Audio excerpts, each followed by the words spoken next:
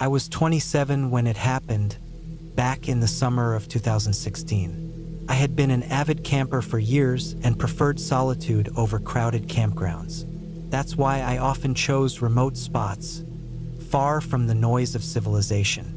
That summer, I decided to head out to a secluded part of the Ozark National Forest in Arkansas. It wasn't a designated camping area, but it was legal to set up camp there as long as you followed the leave no trace principles. The area was dense with trees, full of life, and rarely visited. I parked my car on the shoulder of a narrow dirt road and hiked in about 3 miles, carrying everything I needed in my pack. The spot I chose was near a shallow creek, surrounded by towering oaks and pines. It was perfect, quiet, untouched, and peaceful. The first day was uneventful. I spent it setting up my tent, collecting firewood, and enjoying the serenity of the forest. The weather was warm, and the soft rustling of leaves in the breeze was calming. I cooked some instant noodles over my portable stove and watched the sunset through the trees. By the time darkness fell, I was in my tent, reading a book with a small lantern. Around midnight, I turned off the light and lay down to sleep. The sounds of the forest at night were familiar: crickets chirping, the occasional rustle of an animal in the underbrush, and the distant hoot of an owl. I drifted off easily. The next morning, I woke up early and decided to explore the area. The forest seemed endless, with only faint animal trails cutting through the undergrowth. As I walked, I came across an old, overgrown dirt road. It looked like it hadn't been used in decades. Curiosity got the better of me, and I followed it for a while, hoping it might lead to something interesting. About a mile down the road, I noticed something strange. There were boot prints in the dirt. They were faint and uneven, like whoever made them had been dragging their feet. They didn't look fresh, but they also didn't look too old. I felt a slight unease but shrugged it off. It wasn't unheard of for other people to pass through the forest, even in remote areas. The road eventually led to a clearing where a dilapidated cabin stood. It was small and leaning slightly to one side, with the roof caved in at one corner. The place looked abandoned, but there was an eerie atmosphere about it. The door was ajar, creaking slightly in the wind. I didn't go inside. I didn't even approach it. Something about the cabin felt wrong. Instead, I turned around and headed back to my campsite, keeping my pace steady but quick. By the time I got back to camp, the sun was high, and I tried to shake off the feeling of unease. I spent the rest of the day fishing in the creek and relaxing by the fire. But as night fell, that uneasy feeling returned. Around 10 p.m., I was sitting by the fire, staring into the flames, when I heard it. A faint crunching sound, like footsteps on dry leaves. My head snapped up, and I scanned the darkness around me, but I couldn't see anything beyond the glow of the fire. I told myself it was just an animal. Deer and raccoons were common in the area, and they often wandered close to campsites. But the sound didn't go away. It circled around me, slow and deliberate, as if whoever or whatever was making it wanted me to know they were there.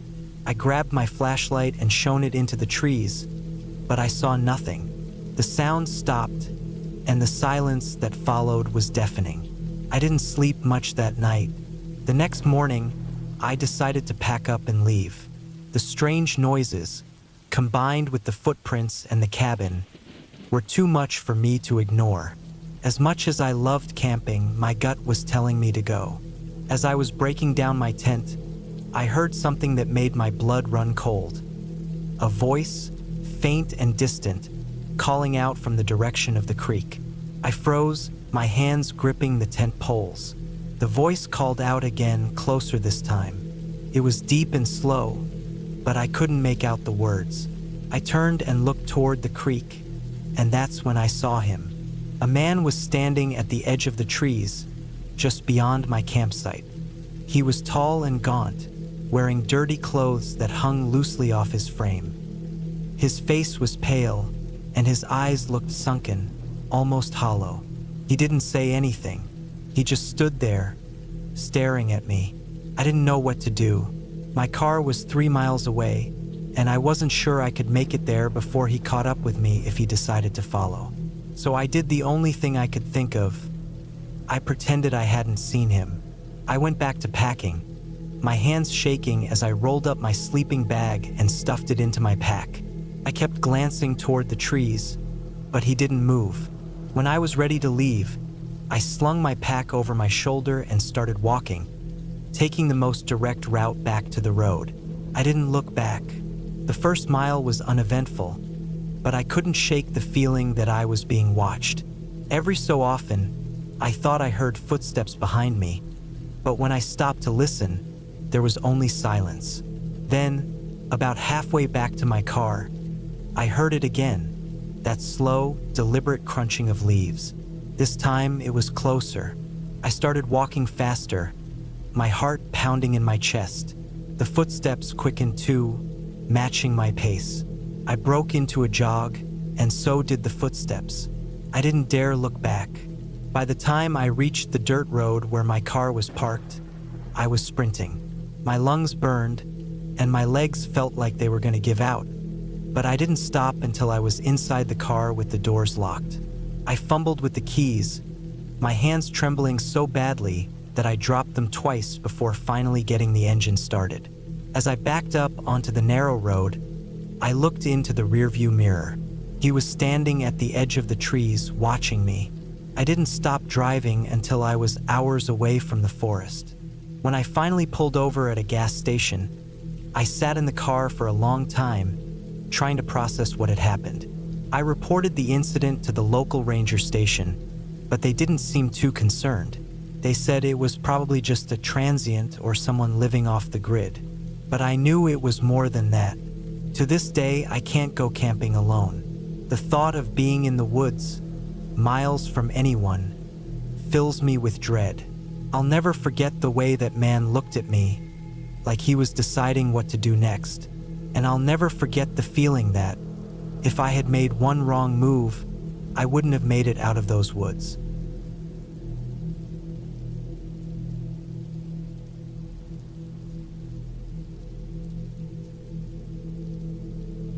It was late September, a perfect time for camping, with cool nights and warm days. My gym partners, Dan and Alex, and I had decided to take a weekend trip into the wilderness. We'd spent months training together, talking about how much we loved the outdoors. So when the idea of camping came up, none of us hesitated. We picked a spot deep in the national forest, far from any busy campgrounds. It was a place Alex had visited years ago, and he swore it was serene, untouched, and perfect for a weekend escape. We set off early Friday morning, driving for hours through winding mountain roads until the pavement ended. From there, it was another hour on a dirt trail that led us deeper into the forest. The truck bounced over rocks and potholes, the thick trees closing in on us. Eventually, we reached a small clearing, just big enough to park the truck and set up camp. It felt like we were completely cut off from the world, and that was exactly what we wanted. The spot was perfect. Tall pines surrounded us, their needles carpeting the ground in a soft, springy layer. A small stream trickled nearby, and the faint sound of running water added to the peaceful atmosphere. We unloaded our gear, pitching the tent in the flattest spot we could find. It was a large, 3-person tent, snug but comfortable. Once the camp was set up, we spent the rest of the day exploring the area. The forest was dense, with little sunlight breaking through the canopy. Fallen logs and moss-covered rocks littered the ground, making it clear this place hadn't seen many visitors. We hiked up a ridge that gave us a view of the valley below, the treetops stretching out endlessly. It was beautiful, almost surreal. As the sun dipped lower, we headed back to camp. The temperature dropped quickly, and we huddled around a fire Alex had built. The crackling flames and the scent of burning would made the whole experience feel complete. We cooked dinner, laughed about the intense workouts we'd been doing at the gym, and talked about how great it felt to disconnect from everything. By the time we crawled into the tent, the fire was reduced to glowing embers, and the forest was pitch black. The first night was uneventful, though I woke up a few times to the sound of rustling outside. It didn't bother me much. Animals were expected this far out. The next morning, we set out for a longer hike, following the stream as it wound through the forest. The terrain became rougher the further we went, with steep inclines and thick underbrush slowing us down.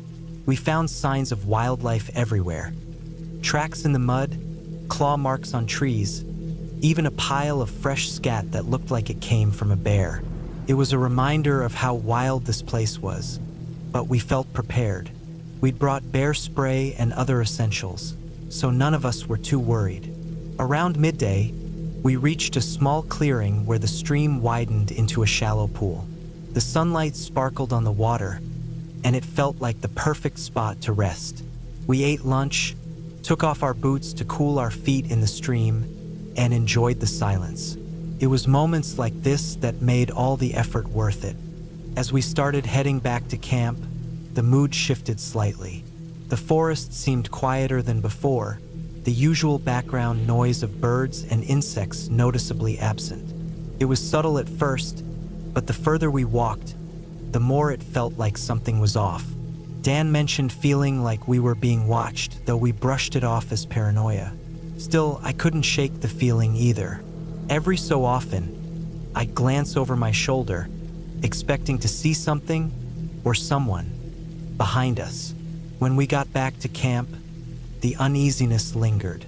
The firewood we'd stacked the night before had been scattered, and one of our bags was lying open, its contents spilled out. At first, we thought it might have been an animal, but there were no signs of claw marks or teeth. It looked more like someone had gone through our stuff. We decided to stay alert, but none of us wanted to ruin the trip over what could have been nothing. That night, the tension grew. The wind picked up, causing the trees to creak and sway. The firelight cast dancing shadows that seemed almost alive. We stayed up later than the night before, reluctant to go to sleep. When we finally did, I had trouble drifting off. Every sound outside the tent seemed amplified, the snapping of twigs, the rustle of leaves. I told myself it was just the wind or small animals, but deep down I wasn't so sure. Sometime in the middle of the night, I woke up to the sound of footsteps. They were slow, deliberate, and too heavy to be an animal. My heart raced as I lay there, holding my breath. The steps moved closer, circling the tent. I could hear Dan and Alex stirring, but none of us said a word. The footsteps stopped right outside, and for what felt like an eternity, everything was silent. Then the zipper of the tent rattled. It didn't open, but someone or something was definitely there. We stayed frozen until dawn, too scared to move. When the first light broke, we finally unzipped the tent and stepped outside. The camp looked normal at first glance, but the more we looked, the more we noticed. Our cooler had been dragged a few feet away, its lid open. Footprints, human footprints, were pressed into the soft ground around the tent. They were large, barefoot, and uneven, like whoever made them was limping. We decided to pack up and leave immediately. None of us wanted to stick around to find out who or what had been outside our tent. The drive back was tense, with all of us constantly checking the mirrors, half expecting to see someone following us. When we finally reached civilization, the relief was overwhelming. It's been weeks since that trip, and I still think about it every night. The forest, the footsteps, the sense of being watched. It's all stuck with me. I don't know who was out there or what they wanted, but I do know one thing. I'll never go camping that deep into the wilderness again. Some places are better left alone.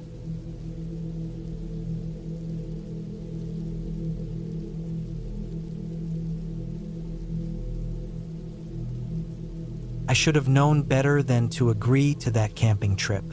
My boss, Daniel, wasn't exactly someone you could say no to. He had this way of asking that didn't feel like a request, it felt like an order even when he smiled.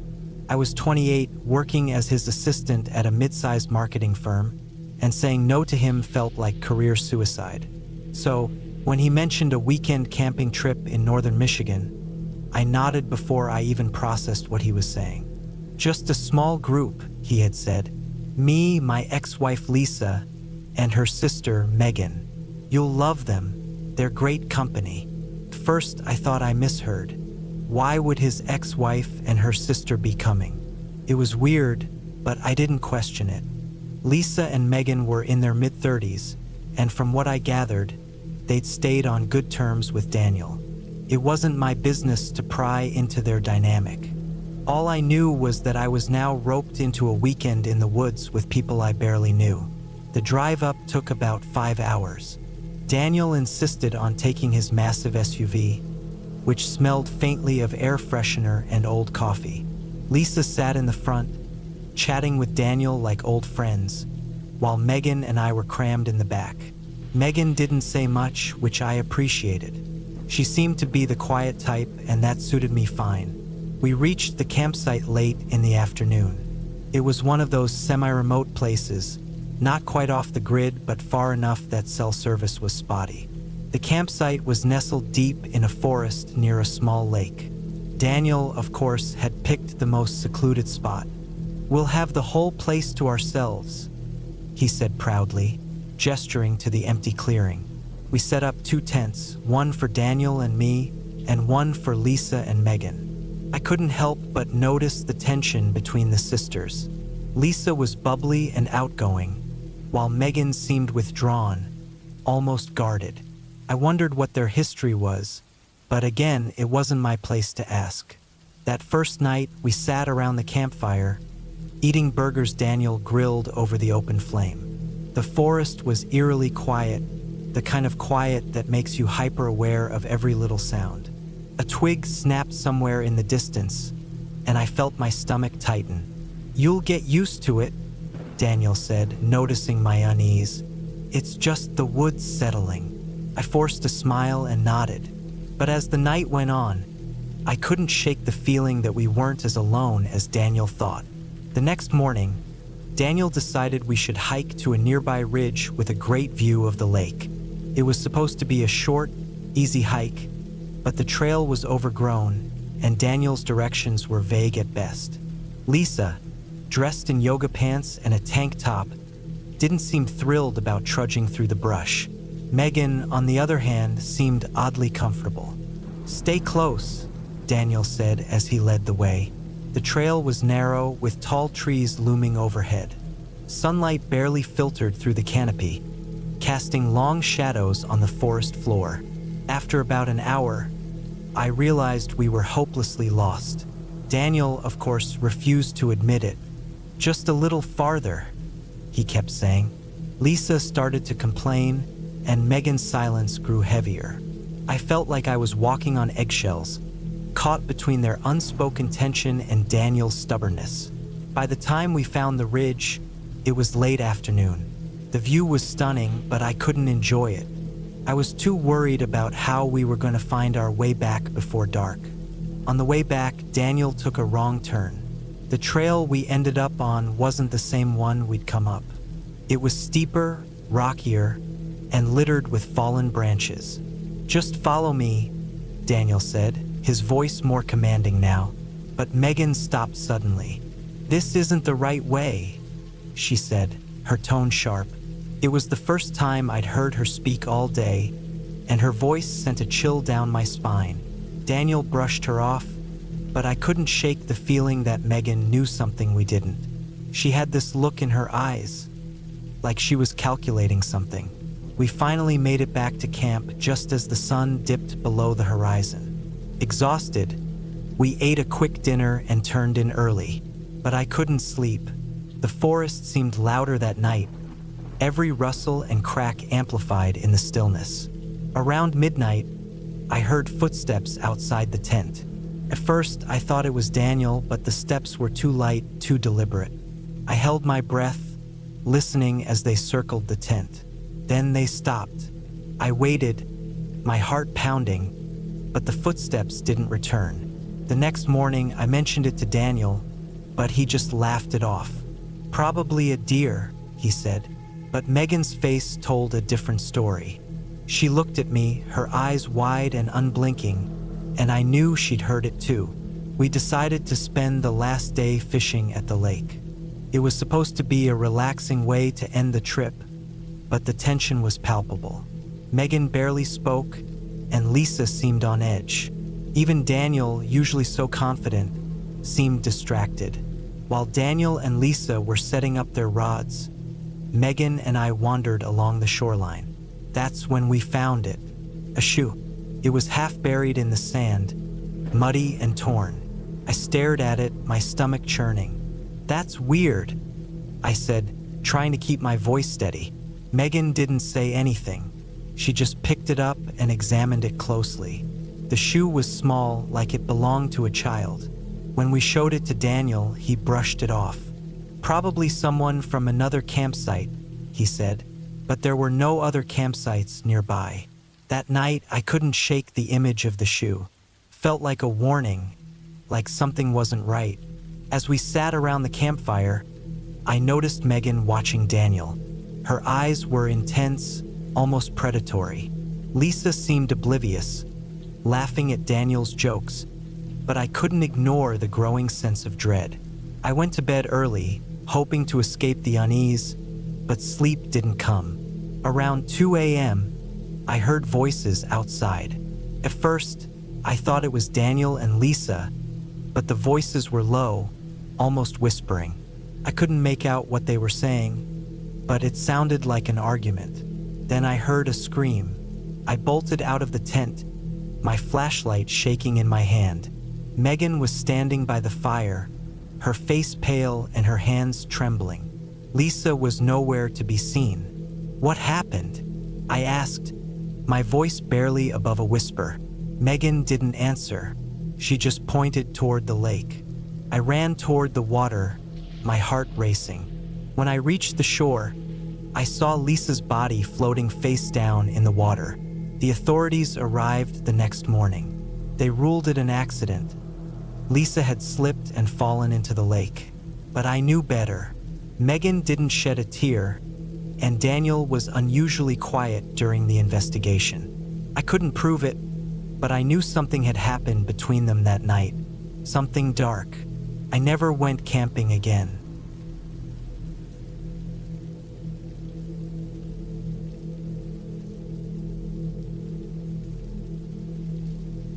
It was a quiet, cold night when I decided to take a break from my routine. The kind of night where you hear the rustling of trees and the occasional animal in the distance, but otherwise, everything seems still. I had been camping alone in the woods near the base for a few days. The military training had worn me down, and I needed a bit of solitude before I went back to the grind. I had found a decent spot in the middle of nowhere, a quiet area tucked away between dense pines and near a stream that bubbled gently in the background. There was something peaceful about being alone out there, far from the noise of the base. I set up my small tent, made a fire, and pulled out the usual canned food I had brought. Nothing fancy. My only companion was the flickering light of the campfire and the cold bite of the air as it cut through the trees. As the fire crackled, I stared into the flames, lost in my own thoughts. The stillness of the woods wrapped itself around me like a blanket. There wasn't a sound except the fire and the occasional rustle of leaves. It was strange how much I'd grown used to the silence in these moments. It was around midnight when I first heard it. A distant noise. It was subtle, almost imperceptible, but it wasn't right. The sound of footsteps. Soft, measured steps moving through the underbrush. I sat up a little straighter, my mind immediately snapping into focus. There was no one supposed to be out here. This wasn't a designated training area or a route any other campers would take. I told myself it was probably just an animal, maybe a deer or even a raccoon. I'd heard animals moving around before, but then the footsteps stopped. A rustling noise broke through the air, something big, moving through the trees. My heart skipped a beat. I grabbed my flashlight and checked my rifle, keeping it close by, just in case. The fire was starting to burn down, casting shadows that danced erratically on the ground. I strained my ears, trying to figure out what was happening. The noise had stopped, but something didn't feel right. I had been out here before, camping in the wild, but this felt different. The air felt thick, and there was a tension I couldn't shake. The seconds dragged on. The wind picked up slightly, but nothing else seemed to break the silence. I waited. Eventually, I leaned back, thinking maybe it was just the wilderness playing tricks on me. It happens out here sometimes. But then, there it was again. Another noise closer this time. A snap of a twig, followed by the soft thud of something heavy hitting the ground. I immediately stood up and grabbed my gear, my heart pounding now. The wind was picking up, and the cold air seemed to bite deeper. I wasn't sure what was going on, but it felt like I wasn't alone anymore. Someone or something was out there, moving cautiously through the woods. I tried to shake the unease that had settled in my stomach, telling myself it was just my mind playing tricks, but deep down, I knew something was off. The sound of footsteps came again, and this time it was unmistakable. I could hear the crunch of dirt and the shifting of leaves underfoot. Whoever or whatever it was getting closer. My hand tightened around the flashlight, the beam cutting through the dark. I couldn't see anything, not yet, but I could feel the presence moving just outside my field of vision. Suddenly, a loud snap rang through the forest, followed by a deep voice calling out. My body tensed, muscles locking as I instinctively dropped to one knee, rifle aimed at the direction of the noise. I hadn't heard anyone approach, but there was no mistaking the sudden realization that I was no longer alone. I froze, every instinct screaming at me to stay quiet, stay still. But there was something else, something I couldn't shake. The voice, if that's what it was, sounded off. The way it cut through the silence was unsettling, like it didn't belong in the woods. It wasn't the voice of someone lost or even someone trying to find me. It was sharp, deliberate, and almost too controlled. The rustling started again, moving quickly now, the footsteps more deliberate, more certain. I thought I heard a faint whisper, but I couldn't make it out. I held my breath, waiting for the next sound. My fingers brushed the edge of the rifle, every muscle in my body screaming for movement. But I knew I had to remain hidden, remain unnoticed. The last thing I wanted was to make myself visible to whatever or whoever was out there. Minutes passed like hours. Every sound in the forest seemed to grow louder, every twig snap or rustle of leaves making my heart race. I couldn't shake the feeling that I was being hunted, that the footsteps were no longer random, but tracking. Whoever was out there knew I was here. Just as I was starting to feel the panic creeping in, a shadow moved across the clearing by my campfire. I barely had time to react. My hand gripped the rifle tighter, eyes locked on the figure emerging from the dark. The person, or whatever it was cloaked in shadows, moving silently like a predator. I was sure now, this wasn't just a hiker or another camper. The way they moved was too calculated, too deliberate.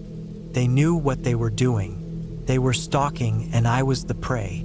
I stayed frozen, not daring to make a sound, watching the figure draw closer. The shadow crept forward, the dim light of the campfire barely illuminating the outline of a figure dressed in dark military gear. It didn't make sense. There shouldn't have been anyone out here, at least no one dressed like that. My heart started to race faster, and panic surged through me. This wasn't just some random hiker. This was a soldier or something worse. My mind raced as I tried to make sense of the situation. My training told me to stay calm, to think clearly, but it was hard with the adrenaline coursing through my veins. The figure moved like it knew exactly where I was, like it had been watching me for hours. I couldn't tell how many there were, but the eerie stillness of the woods only made it worse. Every rustle of leaves felt like a threat. Then, without warning, the figure stepped closer to the firelight, revealing just enough of their face. I didn't recognize them. The man was older, maybe in his late 30s, but there was something unsettling about him. His eyes were hard, cold, trained, even, and his expression was unreadable. For a moment, everything seemed to stop. We just stared at each other, and then, just like that, he vanished back into the trees. I stayed still, my heart pounding. I didn't know what had just happened, but I wasn't going to wait around to find out. I grabbed my gear, packed up quickly, and moved deeper into the woods, far from the clearing. I didn't care if I was heading in the wrong direction. I just needed to get out of there. Every instinct screamed that I wasn't safe. The hours that followed were a blur of fear and adrenaline. I didn't stop moving. The figure, those eyes, haunted me.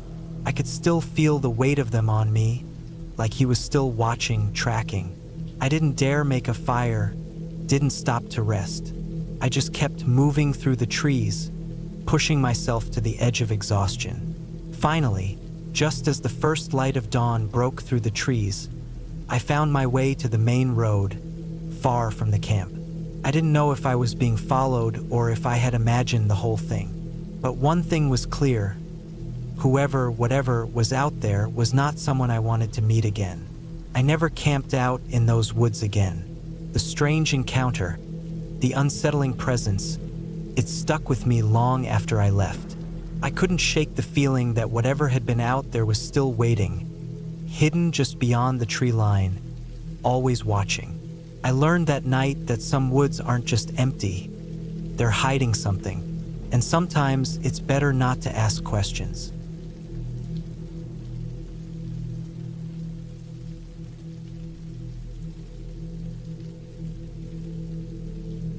It had been a strange trip from the start. I had planned to camp alone in the mountains for a few days to get some peace and quiet.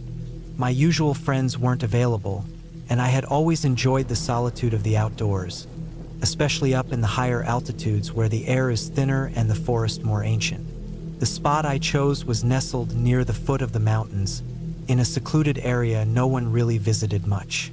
The weather reports didn't predict any rain, which made the decision to go a little easier. I figured it'd be a good opportunity to disconnect from the noise of the world. The hike up was strenuous but peaceful, and the air was still warm despite it being early October. I arrived at the campsite I'd selected around noon, a small clearing with tall pine trees surrounding it. The sound of the wind rustling through the leaves was calming, and the smell of pine sap filled the air. I spent the next few hours setting up my tent, gathering firewood, and getting everything in order for the night. By the time I finished setting up camp, the sun had begun to dip lower in the sky. I had a good fire going by the time darkness settled in, and I ate a quick dinner, just some dried food and a bit of water. The quiet was soothing. The only sounds were the crackling of the fire and the occasional rustle of branches in the wind. It wasn't long before I settled into my tent, my jacket wrapped around me to stay warm as I laid down, listening to the distant calls of animals. I'd been drifting off to sleep when I noticed a change. The temperature had dropped quickly, and I heard the first few drops of rain against the tent fabric. It was light at first, almost soothing, but then it started coming down harder. It was the kind of rain that makes a constant, heavy sound on the roof of a tent. It rained all through the night, never really stopping, just continuing to drum against the thin fabric. I was used to it, though. I've camped in all kinds of weather before, and I had a good, solid tent. The rain never bothered me much, not until it started getting worse. Around midnight, the winds picked up. I hadn't noticed at first, but after a few hours, I could hear it whipping through the trees. The sound of the rain hitting the tent changed too, becoming more erratic. I tried to ignore it, but then a gust rattled the whole structure. I sat up, suddenly aware of how unstable the situation felt. The trees around me were swaying unnaturally, and a branch cracked loudly in the distance. I looked around, half expecting to see something outside, but there was nothing. I told myself it was just the storm, nothing to be worried about. By morning, the rain hadn't let up. If anything, it had gotten worse. The wind howled through the forest, bending the trees so far that they seemed ready to snap. I stayed inside my tent for as long as I could, hoping for a break, but there was none. The temperature had dropped, and my food and water reserves were low. I couldn't stay in the tent forever. The idea of heading down the mountain now seemed less appealing than it did the day before, but I didn't have much of a choice. The weather had turned quickly, and it was starting to look like it wasn't going to get any better soon. I packed up my things as quickly as I could, careful to keep everything as dry as possible. The rain had turned the trail into a slippery mess, and I knew I'd have to be cautious on the way down. I set off, trying to follow the markers on the trail, but it wasn't easy. The rain had turned the ground into a thick, sticky mud, and my boots sank into it with every step. The gusts of wind were still strong, pushing at my back and making it feel like the trees were going to close in around me. I had to stop a few times to catch my breath, wiping the rain from my face. It wasn't long before I realized that the wind was carrying something else. I could smell it, something burning, faint but unmistakable. I figured it might just be a campfire from further down the trail, but the more I thought about it, the more uneasy I became. The trail wound through thick forest, and the deeper I got, the stronger the smell of burning wood grew. It wasn't until I reached a small stream that I noticed something strange. There were footprints on the muddy trail, fresh ones. They were large, almost too large to be human, and they seemed to have appeared out of nowhere. I crouched down, inspecting them, and then I looked around. The trail was completely isolated. Nothing but trees and the distant sound of wind. I told myself it was probably just an animal, maybe a bear or something, but a feeling of unease started to creep in. I should have turned around, but I couldn't bring myself to. The only way out was forward. The sound of the rain and wind had drowned out any other noises, but as I walked further along the path, I started to hear something else. A low growling sound, distant but distinct. It wasn't an animal. It wasn't the wind. I couldn't see anything in the dense trees, but I was sure I wasn't alone. I continued walking, faster now, heart pounding in my chest. The growling faded, but the sense of something watching me didn't. The smell of smoke was stronger now, and I could hear crackling, like a fire roaring out of control. I pushed my way through the underbrush, trying to ignore the cold sweat on the back of my neck. Finally, I came to a clearing, and that's when I saw it. A campfire, blazing in the middle of the storm. The smoke was thick, and the fire seemed out of place, too big, too hot, especially with the wind and rain coming down as hard as it was. And standing around the fire were figures, 2 or 3 shadows against the flames, too still to be natural. They weren't moving, just watching the fire burn. I froze. My first instinct was to turn around and leave, but I couldn't. Something kept me rooted to the spot, my eyes fixed on the fire and the figures standing around it. For a moment, everything went silent. No wind, no rain, no sound at all. Just the fire crackling and the shadows standing motionless. Then, just as suddenly, the wind picked up again, and the growling sound returned. This time, it was closer, much closer. I didn't wait to find out what was making the noise. My legs moved on their own, carrying me back to the trail as fast as I could go, slipping on the mud and branches. I didn't dare look back, but I knew something was following me. I could feel it. By the time I reached the base of the mountain, I was exhausted, soaked to the bone, and gasping for air.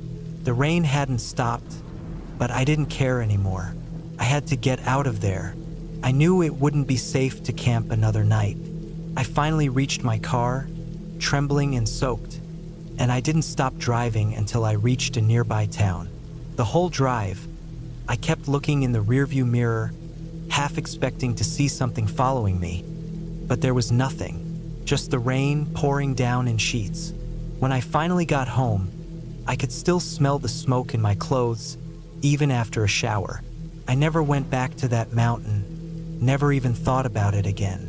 Whatever was out there, whatever I saw or didn't see, I didn't want to know.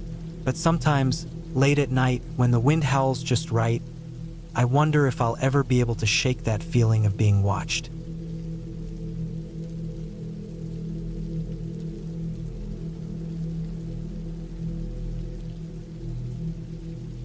It was supposed to be a relaxing weekend getaway, just me and the woods. I'd been working nonstop for weeks, and the thought of getting away from the daily grind was exactly what I needed. It was mid-July and the weather was perfect, sunny but not too hot, with a cool breeze every now and then. I picked a secluded campsite near a small lake in the Pacific Northwest. The place wasn't popular, but it wasn't exactly unknown either. It was about a 10-minute walk from the nearest road, far enough to feel like I was alone, but close enough if I needed help. I packed everything I needed: tent, sleeping bag, a couple of coolers with food, a campfire kit, and the essentials. I wasn't much of a camper, but I figured a few nights out wouldn't hurt. I arrived around noon and spent the next few hours setting up camp. It was peaceful, too peaceful. The only sounds were the occasional rustling of leaves or birds in the distance. The lake was still, the kind of water that looked like a mirror reflecting the sky above. As I finished setting up the campfire ring and adjusted the tent, I realized how isolated this place truly was. There were no other campsites nearby, no distant voices or car sounds. I was completely alone, and for some reason, that started to unsettle me. I tried to shake off the feeling and decided to go for a walk around the lake. The path wasn't marked, but it was clear enough, just a small trail that seemed to loop around. I was about halfway through the walk when I heard something odd. At first, I thought it was just the wind playing tricks with me, but there was a distinct noise, like something snapping a branch, but louder, almost deliberate. I stopped dead in my tracks and listened carefully. There it was again, but this time closer. A sharp crack of a branch breaking, followed by the unmistakable sound of something moving through the brush. I couldn't see anything, but the sensation that I wasn't alone hit me like a ton of bricks. I told myself it was just an animal, maybe a deer or a bear, and kept walking, but my heart was racing now. Every few steps, I'd glance over my shoulder, half expecting to see someone or something following me. I didn't. I was alone. Or at least, that's what I kept telling myself. I made it back to the campsite by late afternoon. I decided to start a small fire to settle my nerves. The crackling flames calmed me down, and the smell of burning wood was comforting. I pulled out a book from my bag, trying to get lost in the pages, but I couldn't shake the feeling that I was being watched. The sun began to set, casting long shadows over the campsite. The warmth of the fire was a contrast to the cooling air around me. By the time night fully settled in, I was sitting by the fire, cooking a quick meal. The campfire was the only light, casting eerie shadows against the trees. I was just finishing up when I heard the noise again. It was subtle at first, like footsteps on the leaves. This time, they were much closer. I froze, my spoon halfway to my mouth. I had the distinct feeling that someone or something was moving just outside the firelight. The footsteps stopped abruptly, and I was left with an oppressive silence. My instincts screamed at me to get in the tent, lock myself in, but I couldn't move. My heart was pounding in my chest, my breath coming in short bursts. I was paralyzed, and then there it was again. A branch snapping, louder this time, right behind me. I whipped my head around, but there was nothing there, only trees and darkness. I grabbed my flashlight, holding it tightly in my hand, but I didn't turn it on yet. I didn't want to reveal my position if something or someone was lurking in the shadows. The seconds felt like hours. I counted my breaths to keep from panicking. Finally, I stood up, slowly, cautiously. My mind raced with possibilities. Was it just a deer, person, A bear? Something else entirely? I knew that if I was going to be safe, I needed to get to the tent, lock it up, and wait until morning. But as I took a step toward the tent, I heard something that made my blood run cold. A low, guttural growl, not from an animal, but something else entirely. It came from the trees just beyond the campsite. My first instinct was to run, but I knew I couldn't outrun whatever that was. I stood there, frozen, for what felt like an eternity. Then, as if by some cruel twist of fate, I heard the growl again, this time much closer, and then a rustling sound, like something large moving quickly through the underbrush. My flashlight flicked on, and I swung it in the direction of the noise, my hands shaking. The beam cut through the trees, revealing nothing. I took a step back toward the tent, but my foot caught on a rock, and I stumbled. The noise from the trees stopped. A chill ran down my spine. Whatever it was had stopped moving. Had it noticed me? Was it watching? I didn't know. I made it to the tent in a panic, practically throwing myself inside. I zipped it up as quickly as I could, my hands trembling. I didn't dare turn on the light inside the tent. The darkness felt safer, even though I knew it wasn't.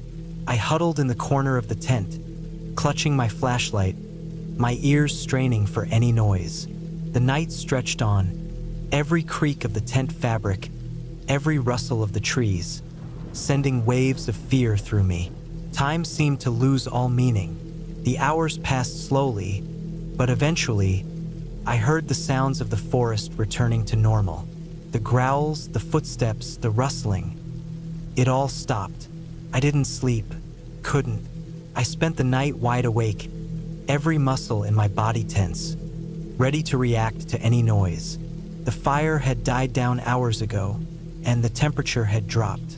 I could see my breath inside the tent. The morning came, and I didn't feel any better. The sun was up, but it didn't ease the knot in my stomach. I had survived the night, but the terror from the previous hours still gripped me. I decided to pack up and leave. As I folded the tent and loaded my things into the car, I couldn't help but feel like something, was watching me the entire time. I drove home that day, not daring to look back, and the entire drive felt like a weight had been lifted. But I knew I couldn't shake the feeling that something was out there, something I had never fully seen but had sensed. It stayed with me, lingering like a shadow, even after I was safely back in the city. A few weeks later, I checked online to see if there had been any reports of strange occurrences or sightings in that area. There was one. A hiker had disappeared in those woods not too long before my trip. The search had turned up nothing, no trace of the person. The only thing they had found was a set of footprints that led to the lake, but nothing after that. The article mentioned that the police had said it looked like the person had been dragged, but no one knew by what. I couldn't shake the feeling that what happened to me that weekend wasn't just a coincidence. I hadn't seen anything, but I had felt it, and whatever it was still out there, waiting.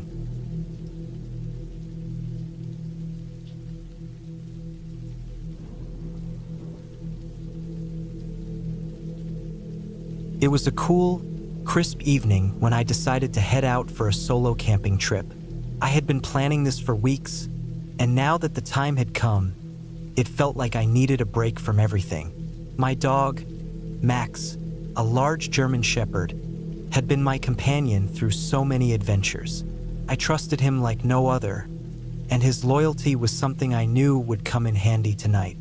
I loaded up my truck with camping gear, tent, sleeping bag, stove, food, and Max's essentials.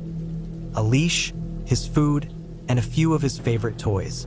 We drove for hours to a secluded spot near the edge of a national forest, a place I'd visited many times before, the kind of spot where the trees grew thick and the silence was heavy, the kind of place where you'd expect to hear nothing but the wind and the rustling of leaves.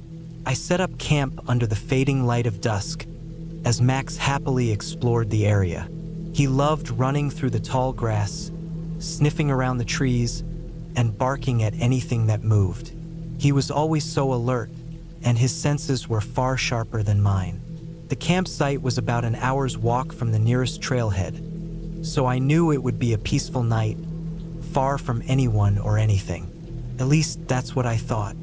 By the time I had the fire going and the sun had completely disappeared behind the horizon, the temperature dropped quickly.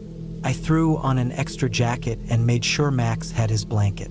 As I sat by the fire, the crackling of the wood was the only sound that filled the quiet night. Max laid next to me, his head resting on his paws, his eyes never leaving the shadows that stretched across the camp. It wasn't long before I noticed something strange.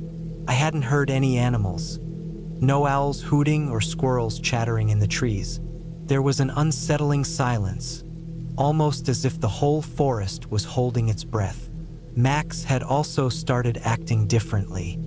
His ears were perked up, and every so often, he'd growl low in his throat. It wasn't like him to be so on edge. Normally, he was the one who made me feel safe. But tonight, something was off.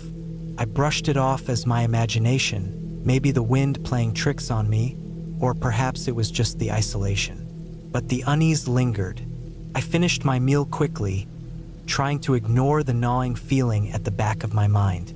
Max didn't seem to be helping much either. He was getting more restless, pacing around the camp, sniffing the air, and sometimes letting out that low, menacing growl. It made me feel uneasy, but I didn't want to show it. I wasn't about to let fear control me. As the fire burned down to embers, I decided to get into the tent. I zipped it up, and Max hopped inside with me, curling up at my feet like he always did. His body was warm, and his breathing was steady. It should have been a peaceful night, but I couldn't shake the feeling that something wasn't right. Around midnight, I woke to the sound of a twig snapping outside the tent. My heart raced, and my breath caught in my throat. Max had already sprung to his feet, his hackles raised. His ears were pointed toward the noise, and his body was tense. I slowly reached for the flashlight and unzipped the tent flap just a crack, shining the light outside. There was nothing there. I told myself I was being paranoid, that it was just an animal or the wind. But Max wasn't convinced. He barked sharply, his voice echoing into the darkness. I grabbed the rifle I'd brought along for safety, holding it tightly as I waited for any sign of movement. The forest was eerily quiet again, the kind of silence that felt wrong. I stayed awake for the rest of the night, keeping my senses on high alert. Max didn't settle down either. Every now and then he'd growl, his eyes locked on the dark trees surrounding us. I felt the tension in the air, but there was still nothing to explain it. No sounds, no shapes moving in the darkness, just a sense that we weren't alone. When the first light of dawn broke through the trees, I let out a breath I didn't realize I'd been holding. I decided to pack up early. There was no way I was staying another night in that place, especially not with the way Max had been acting. I was loading up the last of my gear when I heard it again. Another snap of a twig. This time it was much closer. I looked down at Max. His eyes were wide, and his body was stiff. He let out a growl that made my skin crawl. It was a sound I hadn't heard from him before. A deep, threatening growl that came from the back of his throat, not the playful, curious bark he usually had. I grabbed the rifle and stood up, my pulse quickening. I scanned the trees around me, but there was nothing. I backed away toward the truck, my heart pounding in my chest. Max stayed close to me, his attention fixed on something in the woods, something I couldn't see. Just as I reached the truck, I heard a rustling from behind me. It was too much. I jumped into the driver's seat, slamming the door shut and locking it. Max jumped into the back seat, barking furiously. I didn't know what we were running from, but I didn't want to stick around to find out. As I sped down the narrow dirt road, I glanced in the rearview mirror. The forest stretched endlessly behind me, dark and still. But there was something else. Just at the edge of the woods, I saw movement. A figure, tall, thin, and standing perfectly still, watching me as I drove away.